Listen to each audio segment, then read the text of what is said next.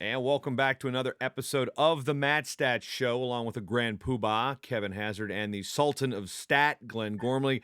I'm your host, Jason Bryant, fresh off my jet lag return from Istanbul with a stopover in Amsterdam following the Last Chance Olympic qualifier. And, well, before we talked about our topic today, which is, again, who's the best team in NCAA college wrestling history, because that's always a topic, especially after this year. But good day for the men's freestylers out there. Got the last two weights qualified. The women didn't need to qualify anything because they got all six through at the World Championships and the Pan American qualifier. But Greco had a rough day of it. Kamal Bey actually wrestled all the way back to the Olympic playoff spot, lost to the Hungarians. So Greco just taken three. But overall, good performance on the freestyle side. Greco, of course, we know that that's always going to be a discussion topic for those who are internationally seasoned. But for you guys get a chance to check out Spencer Lee and Zane Rutherford's impressive performances over the weekend. Wow. Yeah, very nice. I Yeah, tell you what, Rutherford was especially impressive, and that he came back and won 4 in 4 hours. I mean, what kind of conditioning and mental mindset do you have to win 4 matches against world-class competition in 4 hours? Yeah, that backside, it's not traditional because it was a huge bracket. So he had a pigtail for our American nomenclature. You know, he won 2 matches, then got beat, then had to win like 4 more on the backside because he had the traditional 3 to take the bronze. Then they still labeled that as the bronze, and then they had the Olympic playoff again for the spot. And then going through the Mongolian Tumor Ocher, that's the guy that beat him. And then Sujit, the Indian, is a young freaking monster. That guy, that's the matchup that scared me. He counter takedown. Like Zane had his leg up in the air.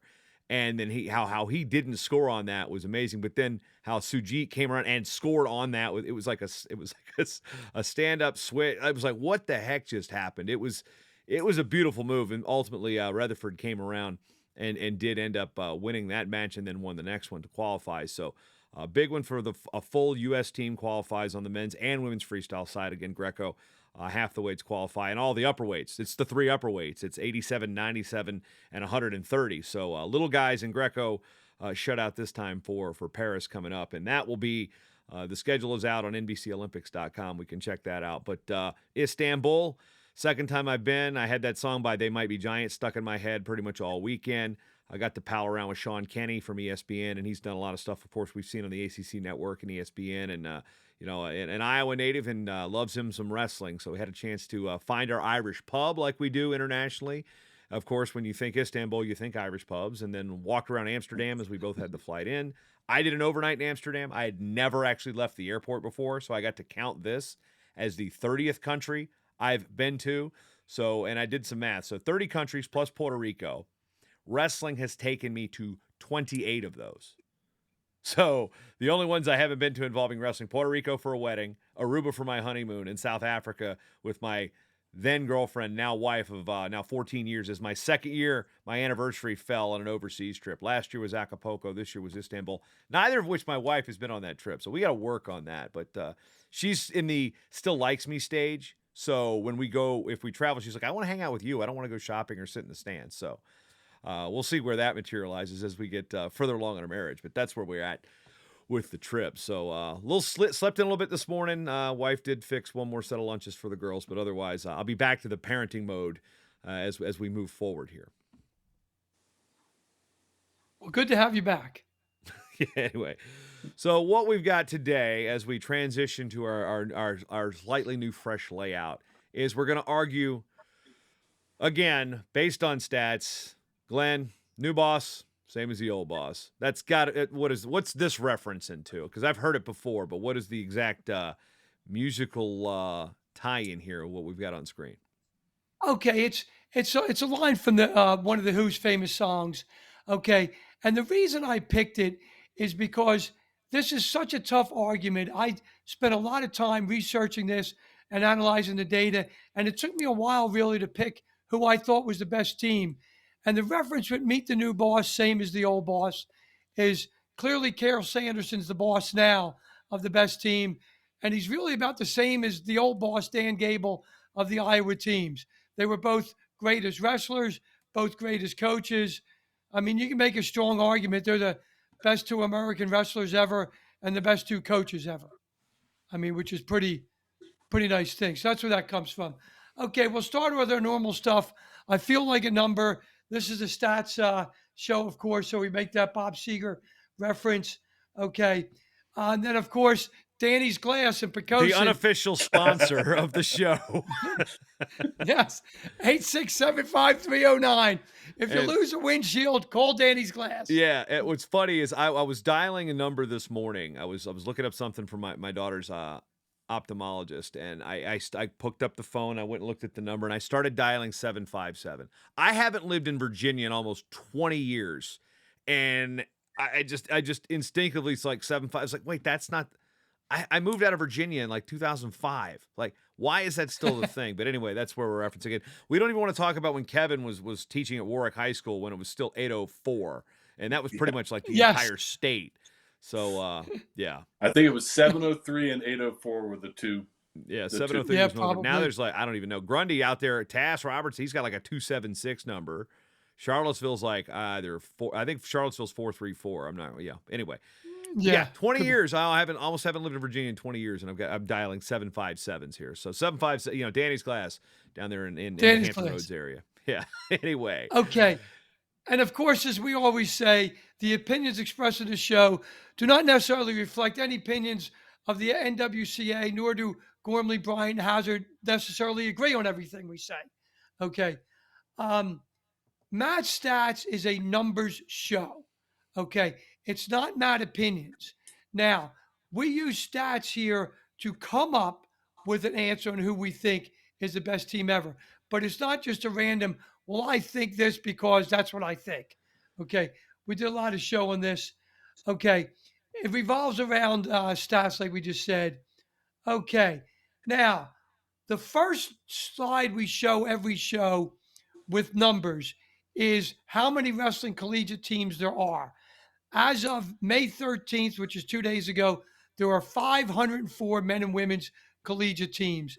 I mean, that is just great to see this sport growing. And also just Okay. of note, we've got the California Community College Women's League is 13 teams. Now, not all of them are varsity teams, but we just had a team announce they were moving from their club status to a varsity status. So Sacramento City College released that within the past month. So again, it's one of the harder leagues to get information out of because again, there's about 100 and some junior colleges in the California system, and they've got a small athletic office that runs it. So even trying to get some of the schools on the same page with their I don't want to say, well, yeah, their governing body would be the term to use, is sometimes even tricky for them. So we're still working on how many of those varsity. I think it was 6. I think we're going to be up to 7, and then we'll see how many of those 13 are moving to varsity. And also, they're also in their transition. This was the last year they did folk style. They'll be going to full freestyle to align with the other women's divisions in the NAIA and NCAA moving forward. So that's another bit of a news break. So these numbers are going to be changed, and understand there's also there could be some big news coming with our home states, so to speak, in the coming weeks. So we'll just kind of tease that one out there a little bit. But that's a good number. Again, 504, of course. Again, you see the disclaimer down there at the bottom. We are still looking for exact numbers. Now, again, my summer projects each year is to go through the NCAA guides, amateur wrestling news, and go year by year and see how many published reports we have, because the NCAA didn't do their stats until 1982 when they fully accepted the banner of women's sports away from the AIAW. So we're still in a gap going back to when we formulated divisions, the 3 divisional structure, 73, 74. So we're still got almost a decade of stuff we're trying to find the exact numbers on. So again, the most we've found from the NCAA published report was in 72. And again, that doesn't clearly define what schools were counting. Could they have been freshman teams? Could they have been JV teams? We didn't use the term club really very much back then. I guess I would say U2 because I was still 7 years before I came around. So again, always got to add that semantical, respectful description of what these numbers mean as well, because again, we are here also to document history as well as work with the current status of stats. That's my little spiel on the disclaimer. Thank you very much, Jason. And as far as other news is concerned, okay, I got a couple people when I was walking around in Kansas City in March about what was going on with the NCAA women's. Okay, the projected timeline looks like in the winter of 2026, if all goes well, the NCAA will have a women's championship. I'm not promising that, but that's certainly the feedback I've gotten from it, and I think that's great news. I mean, I wish it was going to be next year, but let's take it when we can get it. Okay. Okay. All right, now, so we're going to talk about. We were all there. Of course, Jason was on the mic, and we watched Penn State have one of the best NCAA tournaments ever. They won by 100 points. So I guess we're going to talk this month, about where do they stand on the best team of all time. Yeah, that was, in my mind, at least in a stats guy's world, that was the biggest question I had, leaving the tournament was where does Penn State rank in this? Okay. And this is like a dream thing for a wrestling guy that loves stats is to try to figure this out. um, yeah, and one of the things involved here, and none of the three of us on Match Stats went to either Iowa or Penn State or Oklahoma State or any team that really might have an argument. So it might be easy for us to remove the school loyalty, but for other people, it might be a little bit more difficult. Yeah, the Okay. argument had in Oklahoma versus the argument had in Iowa versus you take it to Norman, you take it to Stillwater, you take it to Ames, you take it to Iowa City, you take it to State College, Pittsburgh, Bethlehem, Lehigh Valley. You have this argument anywhere else, you're going to probably come up with different what ifs, what about isms, statistical manipulation, of course, and recency bias, which this is probably where of us three I get hit the most because prior to, I'd say, I didn't watch the NCAA wrestling tournament until 1998, and I didn't start going until 2002. So I've only got that realm of reference, at least with my own eyes. And sometimes the statistics will tell you one thing, but there's also that other statistical reference that's not really measurable, Glenn. You know what it's called? It's called the eye test. So, I've had corrective eye surgery. You guys are wearing glasses. So who knows what that actually means? But also, speaking of the eye test, for those of you following along, if you're listening, remember, go to MatTalkOnline.com or NWCAOnline.com to get the accompaniment to this. So this is the slideshow that Glenn puts together for each show. That is in the show notes. So if you're listening and you're not driving and listening, you can follow along with the PDF accompaniment. So as we get to these numbers, we get to these charts. If you're listening along and you need a visual aid, those are always going to be in the show notes. So making sure you guys know that before we move forward. Thank you, Jason. And I'm glad you did bring up the eye test thing because, being a numbers guy, I think it's pretty much close to 100% all about numbers. But I'm a human being that does the eye test and say, well, what about? Yeah. So I understand where Jason's coming from. Now, we use the 7 categories, and I added an 8th to determine this. Number 1 is number of champions. Number 2, number of All-Americans. Number 3, number of team points. Number 4, margin of points. Number 5, percentage of team points. And then number 6 is really the same thing. That's why I say 7 in there, the real points. Number 7 then would be points above replacement. That's a takeoff on the wins above replacement for baseball stats junkies. And then the last one, team wins and losses, which is really something you don't hear about leaving a wrestling tournament. Like, what did anybody tell you what Penn State's record was in the matches leaving the tournament? I never heard anybody say that. I just went and looked it up because it's not part of our vernacular with wrestling. We make a good point of I know that when we're looking at Cale Sanderson's record, like what the team's record is like since he's been the coach in semifinals and finals, like it's outlandishly crazy. So that's really the only time you see the records tossed around. Because again, you wrestle more matches, you're going to have more wins, you're going to have obviously more losses. Everybody's at bare minimum going to have 2 matches, barring an injury forfeit or something like that. So you're, at best, at worst, you're 0-2 for everybody in the field times 330. So that's the number of matches we're looking at. Now, although that points above replacement, that definitely is a salt and a SWAT made up wrestling thing. So we'll just, that's a gourmet. That is. Right, no question, Jason. Do we have a First one we're going to hazardism talk coming up? about is most champions. I mean, and we've got a slide on that. So let's look at that slide, because that's a pretty good indicator of the best team of all time. But that's again, and this is where we'll get into the discussion about it, because it's like, okay, if you have 5 champs and then you have 5 forfeits hypothetically, and you could hypothetically go 0 for in dual meets because those 5 champs don't outset getting pinned 5 times. So is that the definition of a team? This is where we can get into the semantical discussions of it, but that's a little far off right now. That was the that's a plausible but improbable scenario. So Glenn, Yeah. this is the answer And to here's Kevin's the question. Yep. Here's the thing with the 5 schools, 5 different teams that have had 5 champions. Now, what Jason and Kevin were just saying about this, in 2022, for example, Penn State had 5 champions. Okay. In 2024, Penn State had 4. Okay. However, they had 172 and a half points in 24. In 22, they had 131. Okay. They only had 6 All-Americans in 22. Okay. I can't imagine saying the 22 Penn State team was better than the 24 team. Now, if you just use the metric of number of champions, yes, they are.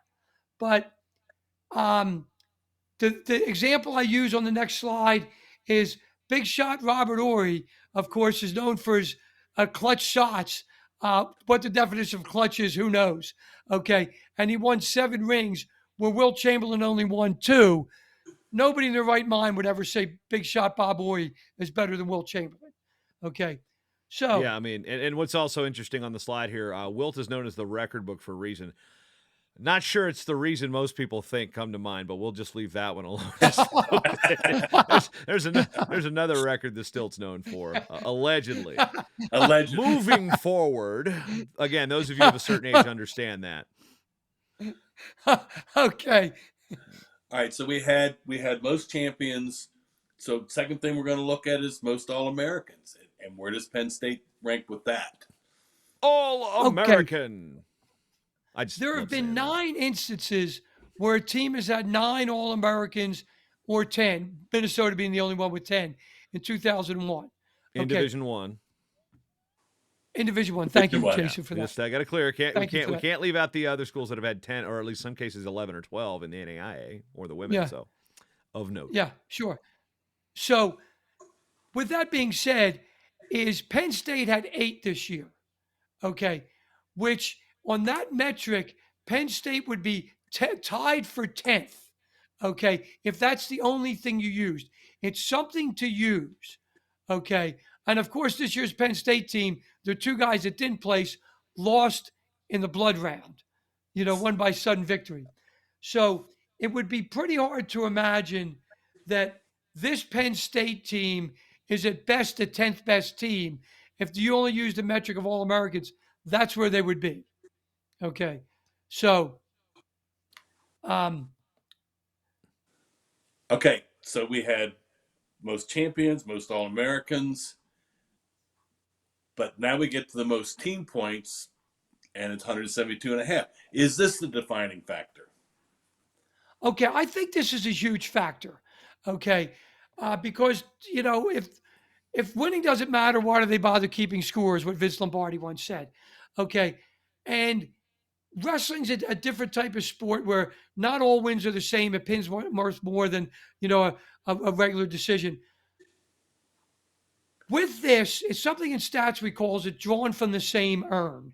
Okay, Penn State beat 2024. Penn State beat 97 Iowa by 2.5 points.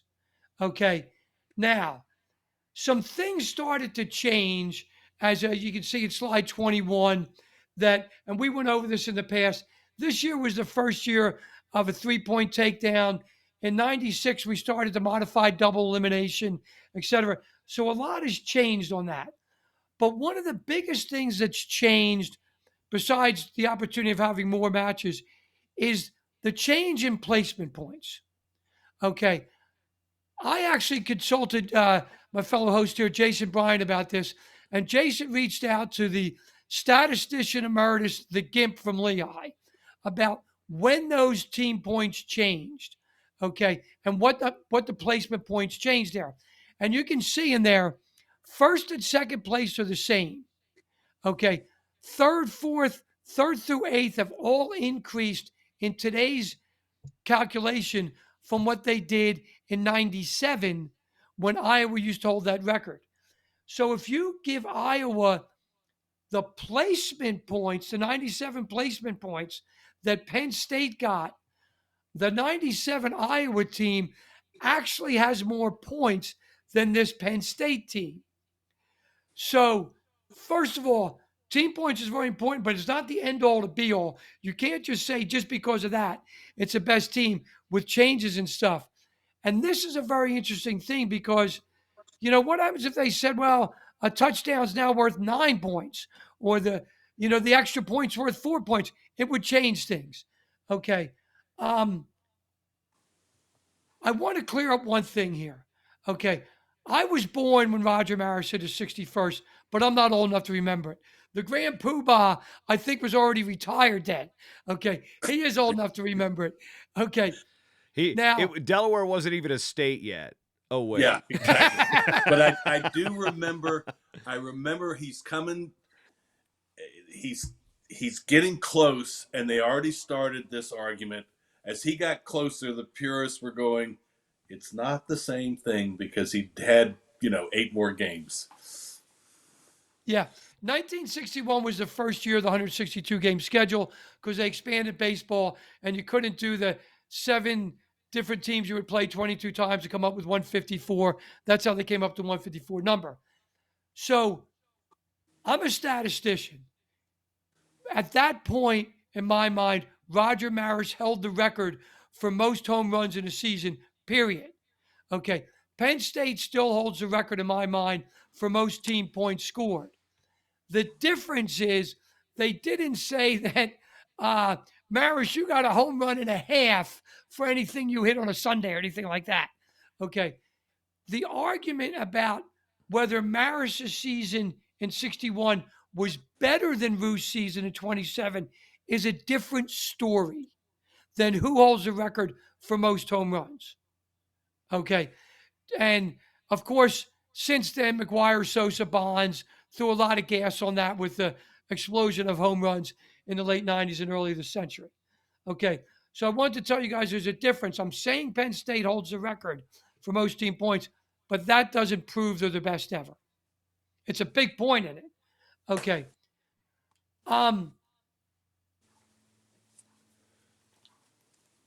Okay. Slide 27. Okay, so what about margin of victory over the runner-up team? I think that was a really big thing about this year's championship. Oh, I agree, Kevin. I don't see how anybody could have left that arena that was at all following whatever team race there was, okay, without just being blown away by that. Penn State outdistanced Cornell, the team runner-up, by 100 points. Okay, and they had 172 and a half. That's just a huge thing. So I did some research on this. I want you guys to think about this. If Carter Sterucci, fortunately he was able to continue and he won his 4th title, was not I able think you to and Chael wrestle. Sonnen with the school of the same way of saying Starachi's name incorrectly. It's Starachi. Just give Okay. Glenn a pass. I'll He's older than Virginia, not quite as old as Delaware. Yes. Very good. Okay. There we go. If the first 4-timer in Penn State history had not been able to wrestle, okay, and they didn't get any points in that weight class, Penn State still would have set the margin of victory record. I want you guys to think about that for a second, okay? Now, to get a bigger grasp of just how dominant Penn State was, Penn State had 4 national champions. If we just decide to erase all their points that those 4 guys scored, they still would have won the team title. How much time do you need to let that set in? That is pretty just impressive. Yeah. I So mean, you we take referenced it. you take the points, the 4 title points away. You just give them zeros. Yes. Zeros. Now, granted, I mean, you know that would, you'd have to move. It would Somebody change else might have brackets won. around and things like that. Yeah. I mean, it Yeah. would change a lot more than that. But at its base, just take their points away, and they Yeah. still, all the other guys, the other 6 guys, scored enough points to win a title. Yeah. That's just nuts. Yeah. Including 2 of them who didn't place. Yeah, I mean, it's wild. And we made several references, to the 27 Yankees with the Sultan of SWAT, Babe Ruth and Roger Maris. But if you remove Ruth and Gurrick from the 27 Yankees, do they still win the World Series? I don't know. I mean, but we're removing 4 guys from Penn State Yeah, and they win it. that's Okay. 40% of your lineup, and geez, that's the mind-boggling stat so far. And there's more coming, folks. But that's one. Oh, yeah, holy buckets. Yeah, that is the biggest mind-boggling one that I saw. Slide 31.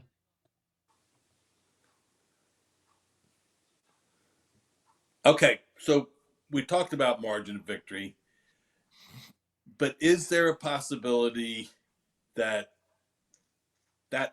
stat is deceiving? Is there other circumstances that make it not so powerful a statistic? Yes. Okay. It's a mind-boggling statistics, like we've said earlier here. Okay. When I was watching the tournament, I noticed that there was a lot of parity in teams 2 through 10. Okay. Penn State was on one planet, and then the 2 through 10 were on our planet here. Okay.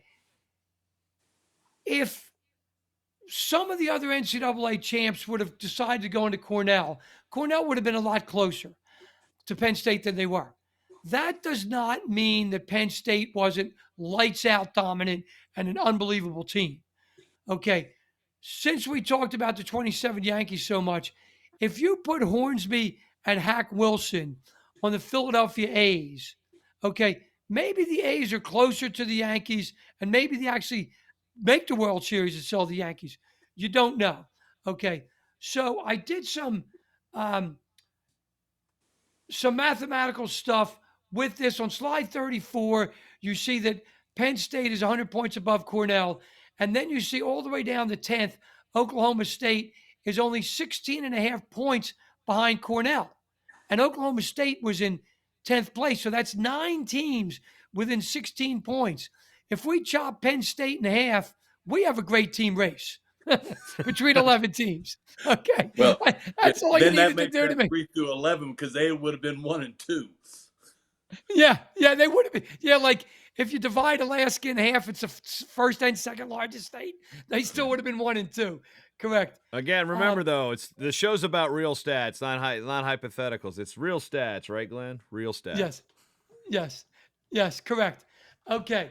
So thank you, Jason. So if you look at slide 36, okay, I went back to the last 45 years, and thank you to the hard work of Jason Bryant that he emailed me some stuff about all the team scores back then, made my life a little bit easier.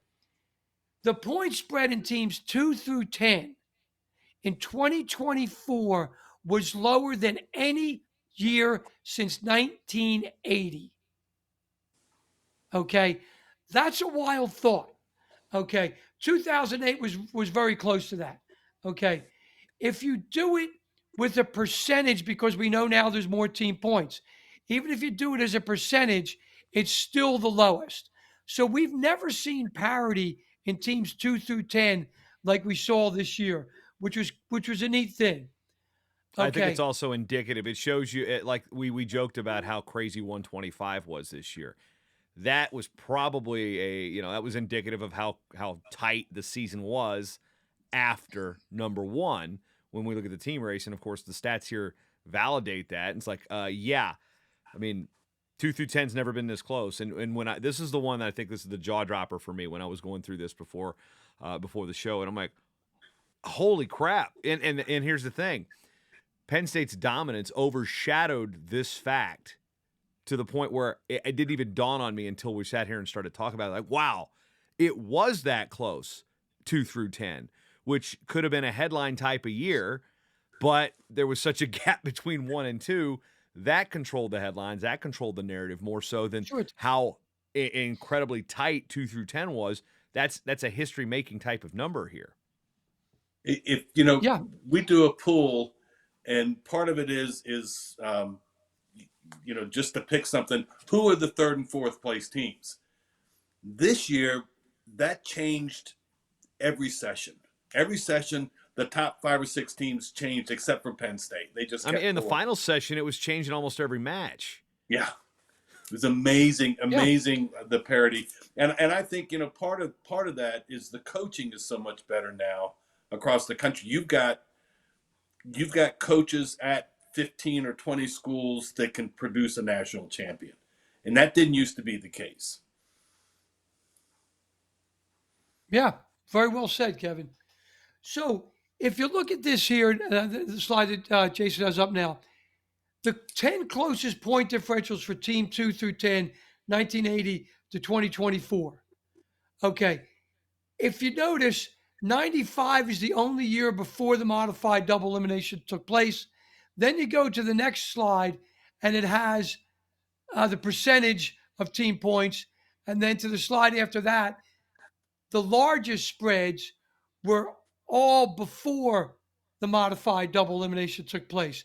So is that a function of the modified double elimination, or is it a function of essentially what Kevin just said, that we now have better coaching throughout and the teams, there's more parity in the sport now? Also, want to Okay. clarify for those who are, of the younger age, who are stat junkies that are not older than the state of Delaware. It is when what Glenn means modified the elimination years. We didn't have full wrestlebacks until 1996. So when I say that, and when Glenn says modified double elimination, if it was a true double elimination, you'd still have the loser of the finals would have a chance, would have to be beaten twice. So again, it is a modified double elimination. Like look at the Little League World Series.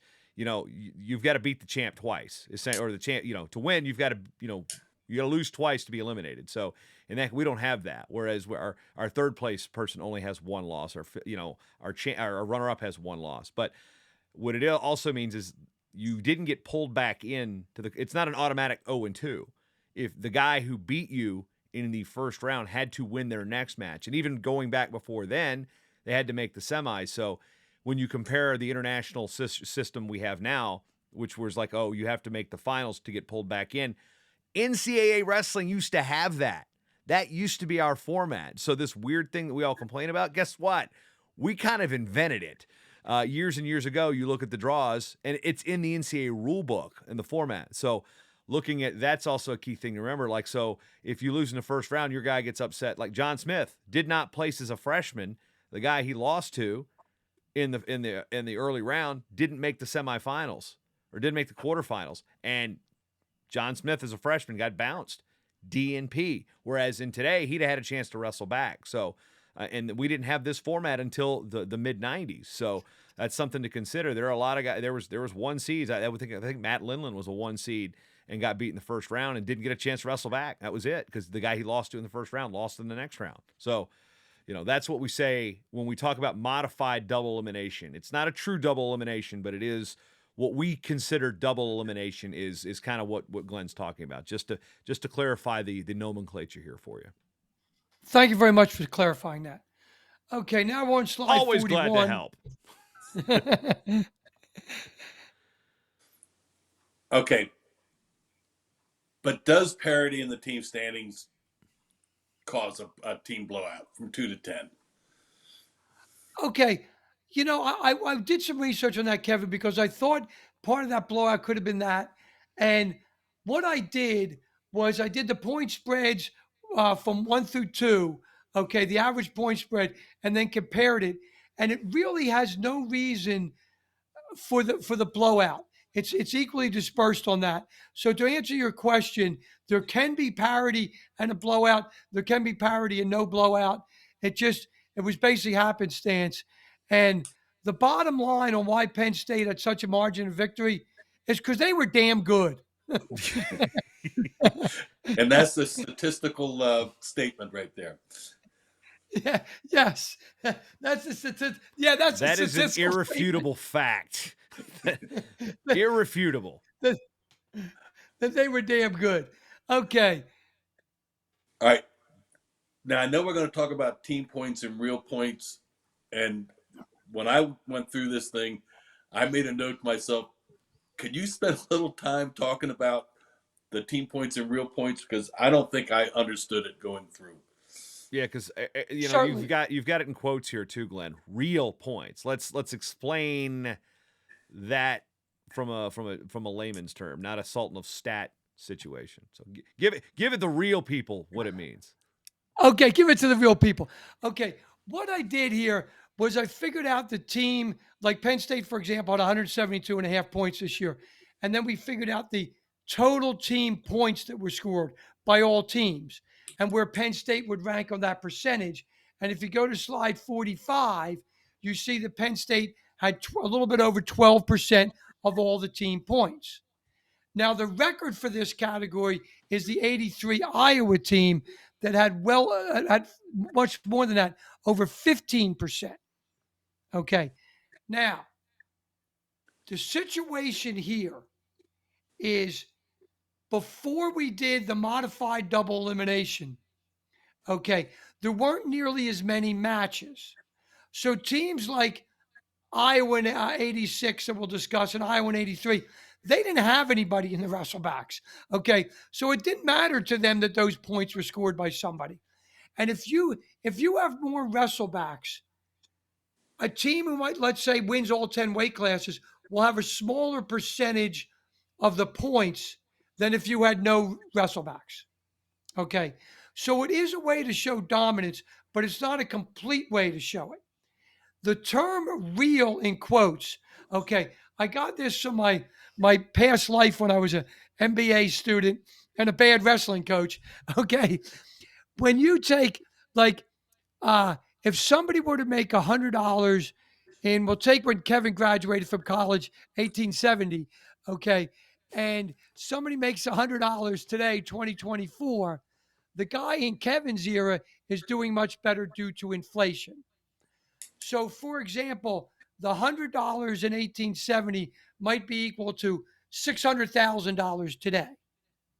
So, what I Feels did like was it. said, I used it and I started this in 2023, that was the baseline. Okay. And that determined a real point scenario, which, if we go to slide 47, that will show you all the way. I did it all the way for the champions from 74 on down. It's three different slides. And you'll see where I highlighted Penn State in blue this year on slide 49, because that's the regular thing. What that tried to do, guys, is put everything in the same, comparing apples and apples. Okay. Okay. This is Now, what I didn't understand. How do you get the multiplier in the next to last column? okay. If you look at the next to last column on the year 2023, it's one. Okay. Right. If you go to total tournament points in 2024, 1,428 points were scored. In 2023, 1,370 were scored. That means points came easier in 2024. Maybe Okay. that's because of the 3 point takedown rule. It could be because of just different things. Okay. So, in other words, in the same 2023 as the baseline here, Penn State would have scored 165.55 there. And by far the best is the 83 Iowa team. However, okay, they are given the pleasure of there weren't as many wrestlebacks then. So you can't just use this stat and say 83 Iowa is the best ever. You can include it, but it's not That's going to prove accurate. anything. Okay. It's a percentage of the total points is the multiplier then. Correct, Of Kevin. total points year to year, using 23 as the base. The baseline. Okay. Yep, correct. Now I get it. And the reason we use 23 is because we did that last year as a show, and we didn't know anything from 24 yet because it did not happen yet. I hope I explained that well enough to you guys. Okay. Slide 53, please. All right. So I know that you're a stat guy, and you started really as a baseball stat guy, and you talk about wins above replacement in baseball. Is there something similar? And I see we have it points above replacement. How are they the same, and how does that work as a factor? Okay, what I did, as Kevin mentioned, I wrote my grad thesis on stats of baseball before Moneyball, and that's why we use the term that Matt Stats is the Moneyball of wrestling. Um, the sabermetrics people, that's what baseball nerds call themselves, has developed this thing called win above replacement. WAR is the acronym. Okay, that means if you take Barry Bonds' unbelievable 2001 season and you replace him with an average left fielder, how many more wins did San Francisco have because Barry Bonds was on that team? That's what wins above replacement mean. How many more team wins San Francisco would have gotten with Barry Bonds over a replacement? I tried to do the same thing with points above replacement. And as Jason said earlier in the show, this is a thing Gormley made up, and he's absolutely correct. I was the one that made this up. Okay.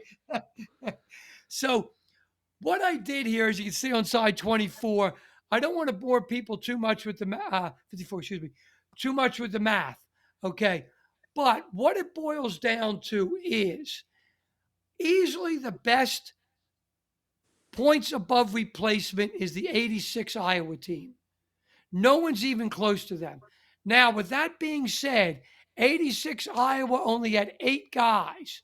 They did not have an 18-pounder or a heavyweight. So if we just say, okay, let's say they had an 18 and a heavyweight and they both lost 2 bouts, 2 and done. Well, they both could have been 1 and done in those years. Okay, that Iowa team would still hold the points above replacement lead. That's a pretty wild thing to think about, that Iowa was that good at 86. Of course, one of their wins was pinning the William and Mary guy. Okay, so those points count for him. Penn State was behind the 86 Iowa team on this. Okay, I hope that explained a little bit, Kevin. It did. All right. So you ran all those stats, and now we're going to narrow it down to 4 teams. I'm narrowing it down to 4 teams in no particular order. And I just did it randomly. I didn't do it chronologically or the same team. 83 Iowa, 24 Penn State, 97 Iowa, 86 Iowa are the 4 teams with all these stats that it came down to. On slide 56, anything highlighted in red is the top for that team. If it's highlighted in yellow, it was a tournament high, not necessarily that team high. So you can see all these teams have different arguments to be used there. Okay. It's a great barroom debate, guys, because nobody can come in and say statistically, this is a fact. No, it's not. Okay. Statistically, Barry Bonds hit more home runs than anybody else in one season or a career. That's a fact. Okay. But this thing, we just can't boil it down to that. Okay, so Okay. Glenn, for example, barroom arguments. This is where, you compare apples to apples and apples to oranges and apples to kumquats. So let's take the example. Well, fan A, Penn State had the most points and the biggest margin of victory. Well, they also had a tournament where they had the most total matches to score points in and the advantage of the 3-point takedown and the 2, 3, or 4-point near fall. So there's more points a match available that weren't there before, and there's more actual matches that are available for. So again, that is where we get into that. I don't want to say sliding scale because my wife gets on me all the time about using that term incorrectly, just like loss leader. But those are those things, those like the caveats to each of these individual things. So yeah, okay, we've had 10 weight in these eras. We can say, okay, 5 champs, 10 weight classes. Well, we had an era where we had 10 All-Americans. Oh, this team had 9 All-Americans. Well, in an era where there were 11 weight classes. So each era, in this case, these 4 teams don't work on that, but like the teams like in the late 60s when we had 11 weights, you got arguments like that come into play. So each team has its own caveat to counteract against with the opposing argument, making this such a great debate.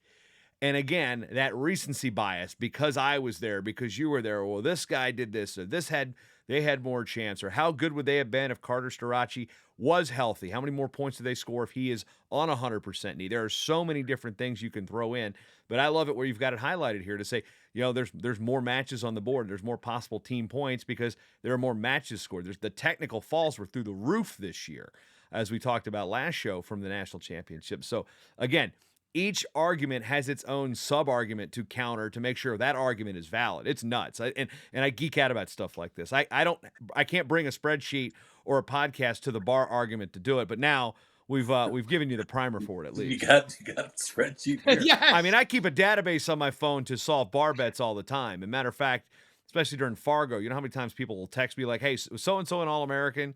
Or sometimes even with resumes. I've had ADs email me like, "Hey, this guy says he placed here," and more than once has been, "No, they did not." So, yeah, sometimes bar bets, sometimes it's a job that's on the line. So, come prepared with your stats, ladies and gentlemen. Yes. Yeah, it's best to come prepared. And if you're not prepared, just make it up and yell loud.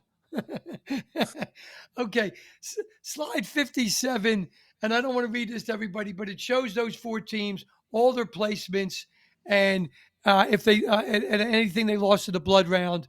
So that just shows you how difficult it is just to look at that and say which one of these teams is the best.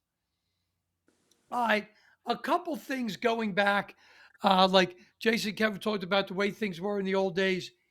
The 2024 Penn State team, okay, the 149-pounder Kasich came back and placed 3rd. If he was wrestling with the rules back before when you had to lose to, when you lost to a semifinalist in order to wrestle back, he would have been out of the tournament right away. So it's wild that Penn State then scored 19 points when he wrestled back. Okay. Their 33-pounder, he would not have had a second bout. Okay. The 97 Iowa team, their heavyweight would not have had any points if he had wrestled an 83. Okay, due to different rules. The 83 and 86 Iowa team, it didn't matter what the rules were, changed or anything like that. They didn't participate in the wrestlebacks early because they kept on winning. Okay, so it's an interesting thing. And like Jason said, you better come prepared for a debate with that. Because how many people are going to think of the 49-pounder situation for Penn State where he wound up coming in 3rd? If he was eliminated right away, we would not have even considered them as the most team points because they would have been, close to 20 points away with it. Mm-hmm. All right, slide 59. Okay, and this is one that so we're going to looking at the top 4. What are the win-loss records for those 4 teams at the tournament? Yeah, we mentioned this earlier in the show that's rarely mentioned. Okay, I put it up there. The highest winning percentage of those 4 teams is the 86 Iowa team at 88%. 24 Penn State is second at 83%. Okay, Penn State won one more match than the 83 Iowa team. It was that close with them. It's really close to all that, but with the Iowa team in 86 again, this thing is still over our head and always will be. They did not have an 18-pounder or heavyweight. So if you say in 86, Iowa would have had them, they both were one and done. Iowa still would have had the best percentage, 86 Iowa. If they were 0-2, then Penn State would have had it. So it's really a difficult thing to say, can you just put this in there? The reason I did it like that, due to Ted Williams drawing so many walks, okay, in baseball, it used to be you needed a certain amount of at-bats to win a batting title. Walks do not count as at-bats. Ted Williams had so many walks, one year he would have won the batting title had they counted. So they switched it to you need certain plate appearances. If you don't have enough plate appearances and it gets close, they can assume you made another out with another plate appearance. And as long as you're still over the second place guy, you get the batting title. That's never happened. but that's where I got that from. Now, I do Okay. remember that coming up, and I wanna say it was the summer of '92, if I'm not, and I can't remember who the player was, but I remember plate appearances came into play because he had been out. I can't remember who the player was, but I remember I was in 7th grade going into 8th grade, and I remember hearing about this for the first time because again, the adjusted average took him okay, he needed 20 more plate appearances. They just made him 0 for 20. And that was the adjusted batting average. I'm like, that's ridiculous. Like it's just again, there's lies, damn lies, and statistics. In this case, it's like, yeah. So Yes. yeah, I remember, I remember reading about, and that was the first time I'd ever heard about the Ted Williams. I think it was what 400 at bats, and then it became 400 plate appearances. Because and then Yeah, it's yeah, 502 plate appearances now. yeah, okay, Yeah. something like that. Because that I just remember hearing that when I was a kid. I was like, whoa, that was something that was. It just seems like, oh, so hypothetically, it prevents teams from pitching around guys, and oh, okay, the Yankees doesn't want this Red Sox guy to beat their record, so they're just going to walk him all the time. I mean, I get it. It's again, it's adjudicating the outlier, but Yeah. yeesh, Anyway, I just remember that coming. That So, just popped into my head right then and there. So I get it. well, yeah. And that's where I got that from, Okay, Kevin. so we've got the stats, and so drum roll. Who do we think the best team was of these four? You first, Kevin. Okay, I don't I actually think I went. have a drum roll sound effect, or else I'd have played it. Da-da-da-da-da. I do got I got I something went for with. Glenn's jokes though. I can do that, but anyway. I went with 86 Iowa, and you brought up the point where they only brought 8. Their 18-pounder had some trouble making weight. Did not go to the conference championship. He was the returning runner-up, so I think that kind of counters that over on the winning percentage. I think he would have helped their winning percentage. So with 8 guys, 5 champs, a runner-up, a fourth and a fifth, they scored like the 13% of the points. If you look at all the stats all the way across, I just felt like that was one heck of a team. But then 97 intrigued me with Iowa because they were not supposed to be a dominant team. Every one of their wrestlers was at seed or better. And they just had a phenomenal. Now, is this the best team or is the best team of the tournament? I think 97 might have been the best tournament team ever, but because they just out wrestled everything. They had a one-time tournament.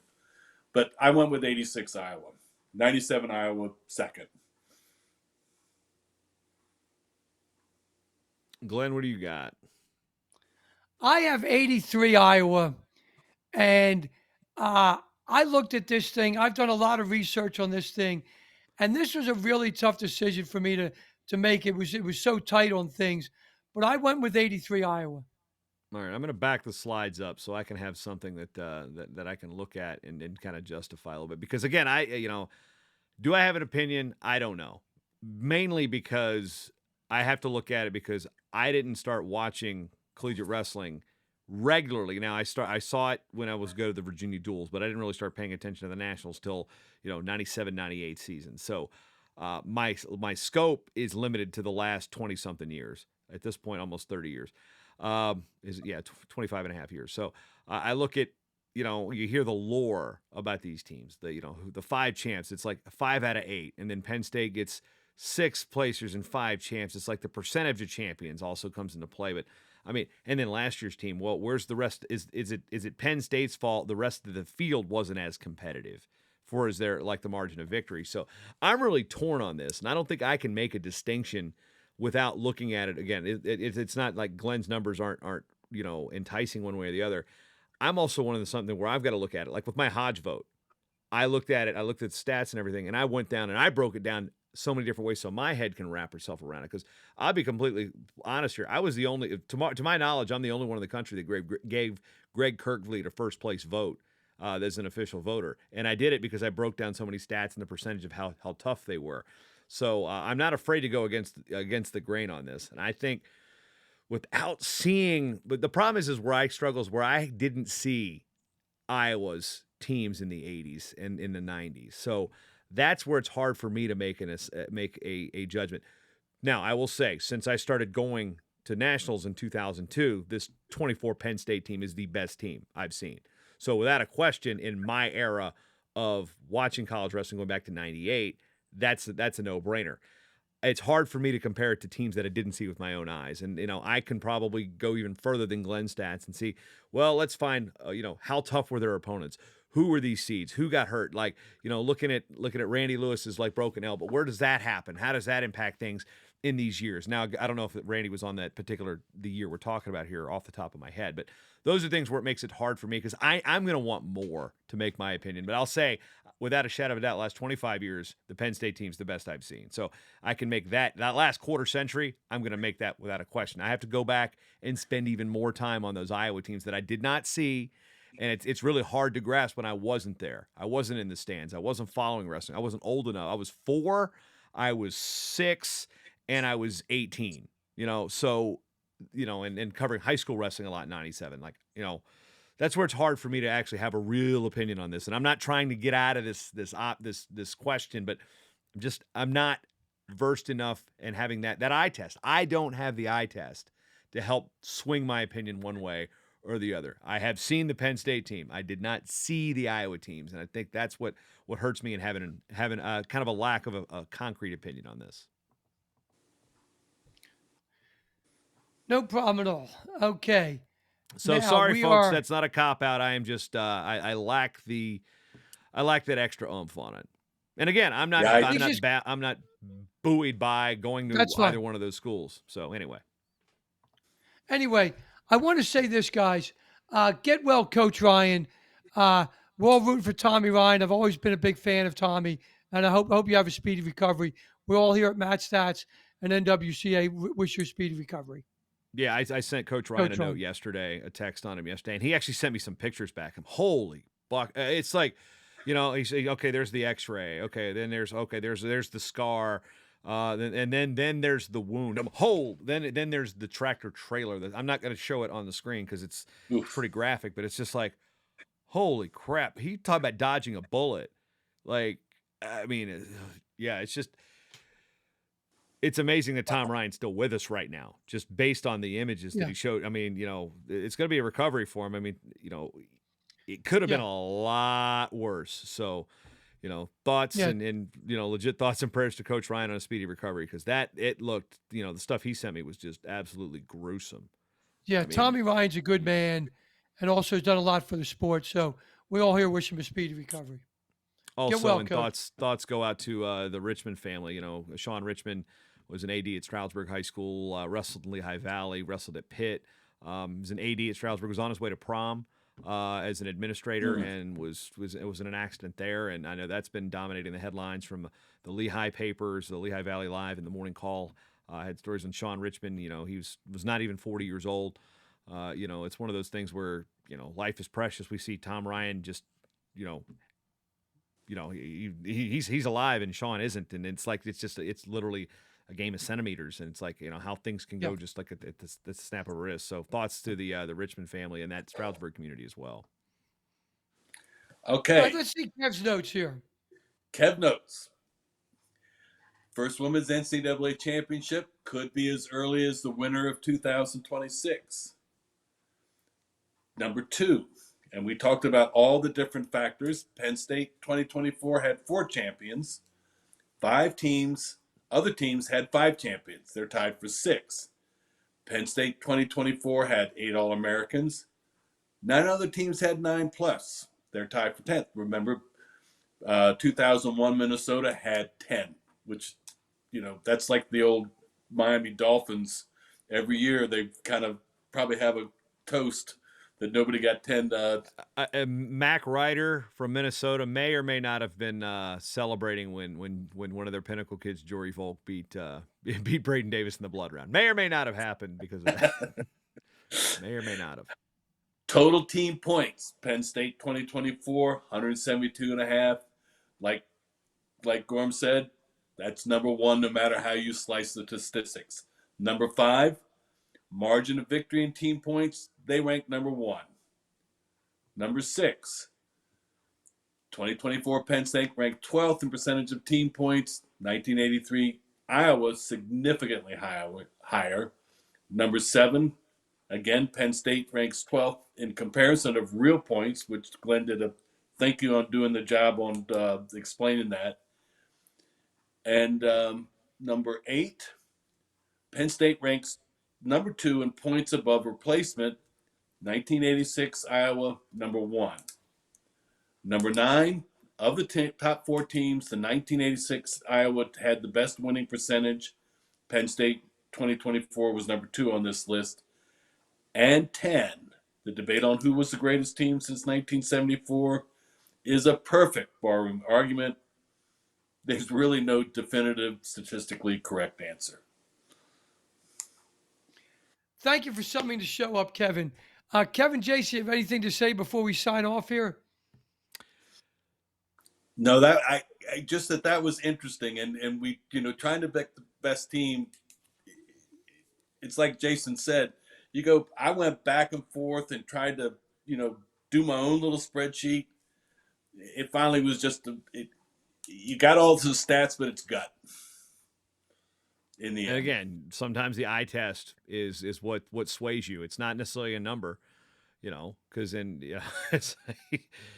Let's circle back to the Hodge. I came up with numbers that validated my Kirklead vote, but the eye test for Aaron Brooks, especially when you look at the fact that he goes a couple weeks later and wins the Olympic trials. So it's like, eye test, and then revisionist history, throw that on top of it, or hindsight, the gift of hindsight. So you can always formulate an argument to make what you want to happen.